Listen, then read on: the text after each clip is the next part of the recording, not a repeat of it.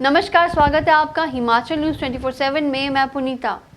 पाकिस्तान के नापाक बोलों ने एक बार फिर से देश की वीरांगनाओं और उन माताओं के जख्मों को हरा कर दिया है जिन्होंने देश की रक्षा की खातिर बॉर्डर पर अपने कलेजे के टुकड़ों को खोया है। दरअसल पाकिस्तान के बड़बोले पैरोकारों ने करीब 20 महीने बाद अपनी उस नापाक हरकत को पाक बताते हुए बेशर्मी की इंतहा को पार करते हुए अपनी ही सांसद में इस बात को कबूल कर लिया है कि 14 फरवरी 2019 को भारत के अभिन्न हिस्से कश्मीर के पुलवामा में जो निहत्थे फौजियों पर अटैक किया गया था वो इमरान सरकार की सबसे बड़ी उपलब्धि थी, जिसको सराहना इमरान सरकार के साथ साथ पाकिस्तान के विपक्षी दलों को भी करनी चाहिए।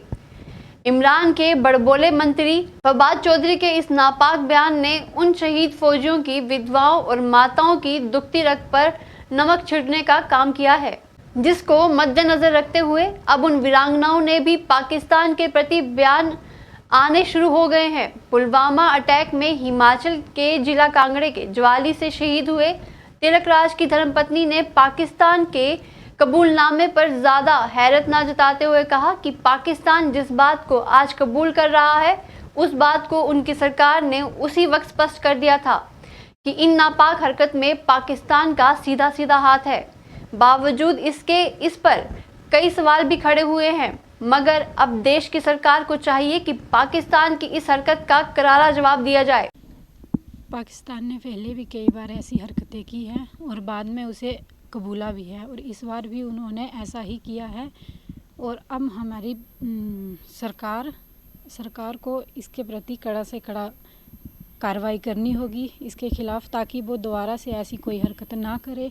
बहुत अच्छी बात है कि भारत का जो पाकिस्तान के साथ व्यापार है वो बंद हो चुका है और ये कभी खुलना भी नहीं चाहिए, ये हमेशा बंद ही रहना चाहिए, क्योंकि पाकिस्तान कभी भी भारत के हित के बारे में नहीं सोचता है और ना ही भारत को पाकिस्तान के हित के बारे में सोचना चाहिए कि हम उनका सामान ले, जब कुछ ऐसा भी हमें ये बंद ही रखना चाहिए। पुलवामा में जो हमला हुआ वो हुआ, लेकिन अब सरकार को कुछ आगे ऐसी नीति अपनानी होगी ताकि किसी भी ना कोई जवान शहीद हो, ना किसी माँ का बेटा जाए, ना किसी पत्नी का पति और ना किसी बच्चे से उसके बाप का सर का साया उठे। हम चाहते हैं कि पाकिस्तान को मुंह तोड़ जवाब दिया जाए। जैसे पहले सर्जिकल स्ट्राइक हुई थी वैसे ही अब भी अगर कोई ऐसी हरकत करते हैं तो उसे फिर से वैसे ही सर्जिकल स्ट्राइक से जवाब देना चाहिए, और ताकि आगे से किसी भी परिवार का चिराग ना बुझे, क्योंकि लोग तो 4 दिन याद रखते हैं लेकिन उसका जो दर्द है वो उसी के परिवार वाले जानते हैं। वो तो दिख ही रहा है, मेरा जो दर्द है वो मैं ही समझ सकती हूँ। लोग तो 4 दिन आते हैं चले जाते हैं, बोलते हैं हम आपके साथ खड़े हैं, बस ये बोल के चले जाते हैं। जो भी है वो हमें, जब जो छोटे छोटे बच्चे हैं वो पूछते हैं हमारे पापा का,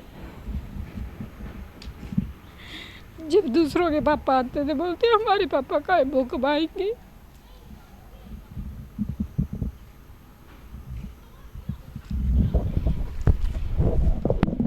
वल्लभ भाई पटेल देश की एकता के सूत्र और आधुनिक भारत के निर्माता थे।